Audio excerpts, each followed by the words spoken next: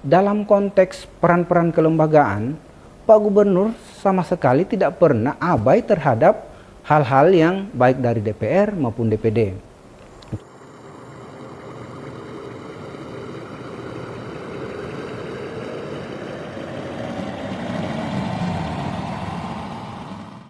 Jadi Bapak Gubernur sangat menghormati fungsi konstitusional DPR maupun DPD sebagai jembatan aspirasi daerah di pusat.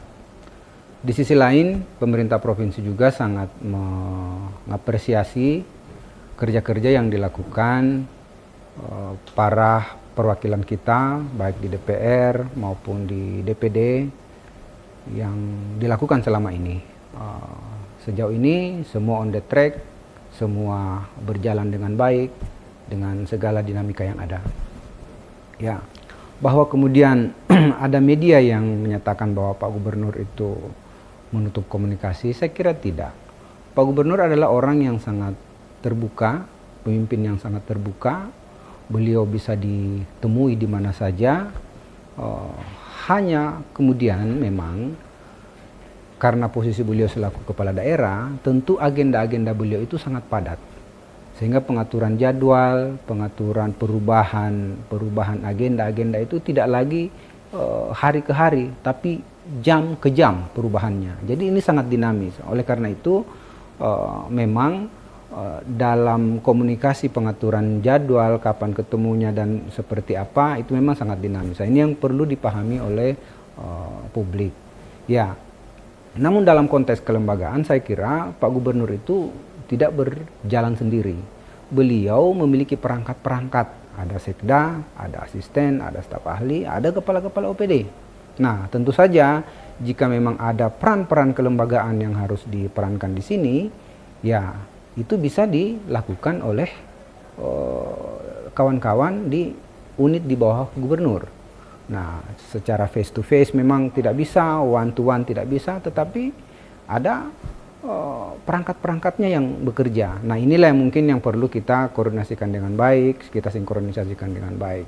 Nah, dalam konteks misalnya Pak Ridwan Bae, Pak Umar Bonte, itu kita harus dalami situasinya, kita harus pahami konteksnya, bahwa Pak Ridwan Bae menyampaikan soal komunikasi terkait dengan tambang galian C yang kemarin sempat terhambat, tetapi secara faktual Pak Gubernur juga sudah menyelesaikan persoalan itu. Beliau mengumpulkan para pengusaha-pengusaha ini, membuat komitmennya. Seperti apa komitmennya? Yaitu para perusahaan ini harus membayar jaminan reklamasi, para perusahaan ini harus menyimpan jaminan reklamasinya di Bank Sultra. Nah, sehingga mereka setuju. Nah, secara kontekstual persoalannya sudah kelar. Jadi sekalipun mungkin secara face to face Pak Ridwan maupun dan Pak Gubernur tidak ketemu, tetapi persoalan substansialnya itu sudah selesai.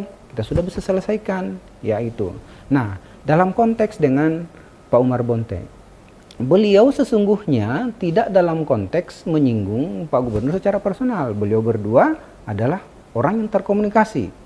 Nah, yang menjadi pertanyaan Pak Umar Bonte adalah 22 tahun tidak ada atau mungkin sangat sedikit aspirasi baik dari pemerintah provinsi maupun dari kabupaten kota yang disalurkan melalui DPD. Nah, ini yang saya kira memang perlu kita telah bersama. Tetapi bukan gubernurnya yang bermasalah dalam hal ini. Ini mungkin komunikasi kelembagaan kita yang harus kita pertajam. Nah, saya kira ke depannya ini memang kita perlu meningkatkan komunikasi di level bawah.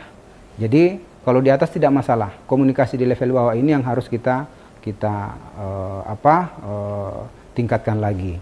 Nah, dalam konteks peran-peran kelembagaan, Pak Gubernur sama sekali tidak pernah abai terhadap hal-hal yang baik dari DPR maupun DPD. Contoh, berapa kali kegiatan-kegiatan DPD yang minta difasilitasi di sini, di Sulawesi Tenggara, di Kendari, itu kita fasilitasi. Ada perwakilan Pak Gubernur yang hadir menyelesaikan persoalan itu. Tentunya hasil-hasil pembicaraan itu terlaporkan ke Pak Gubernur. Demikian pula dengan undangan-undangan ke Jakarta.